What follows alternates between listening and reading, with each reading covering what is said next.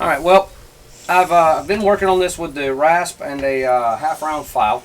I doubt you can see it on camera, but in person I can see that you've got deeper grooves here from the Rasp, and then it's a lot smoother where I hit it with the file.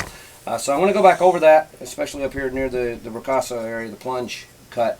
I'm going to have to go back over that and smooth it all out nicely before I flip the blade. But I've also got a thick tip here that I'm going to need to bring down some. I'm finding that that if you leave an area too thin during heat treat, if it doesn't crack, which a lot of my saw steel doesn't necessarily crack, it'll leave a nasty little wave in there that's hard to get out. So I'm trying to avoid any thicker spots or thinner spots in the edge, and with the recurve, I've discovered for me personally that's a little bit difficult, so I have to learn to do that. I'm also going to back up on the first video. I made the statement that Chris didn't put as much of a bevel on the blade maybe as I would want to. After working with this Rasp for a while, I realized Chris probably did put as much bevel as I'm putting on it. Because these marks don't just disappear. They're here. They're going to be here for a while. And they're going to be in the finished product, which changes my mind on how I was going to finish it, but not in a bad way. So we'll see how it all comes out, and I'll check back when I have more progress. Go.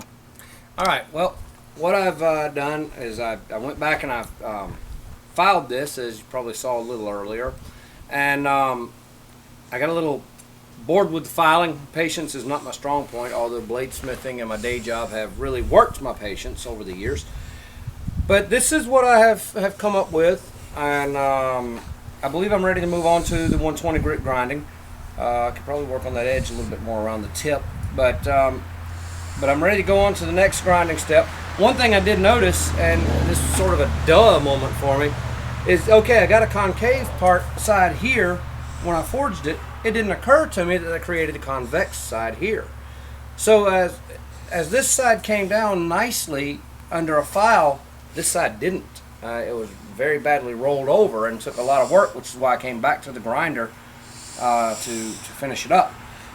But anyway, I think that I've got that worked out. Next time, I'm probably going to do another one of these knives. I might just keep this one for myself and do another one. But as I do it, I believe I will probably forge in the edge bevels and try to do away with any convex, concave situations there. But hopefully we're going to see how that works out. Like I say, this is probably mine, and I'll go from there. But as I said, ready to switch over to 120 grit, and we'll go to 220 grit after that, and I'll probably go to 400 by hand sanding before I heat treat, but we'll see how that goes.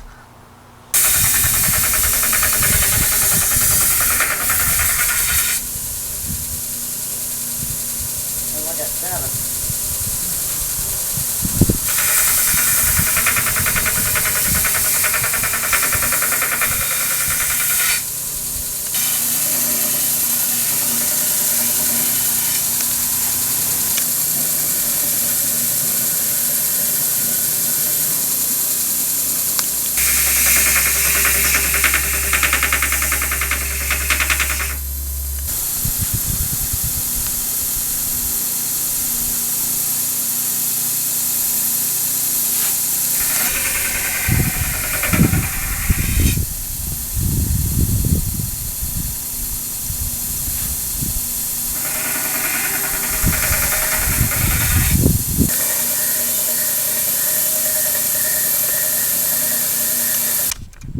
Alright, well, I think I'm about to call it quits for the day. I've gotten it ground to 220 grit paper, or belt.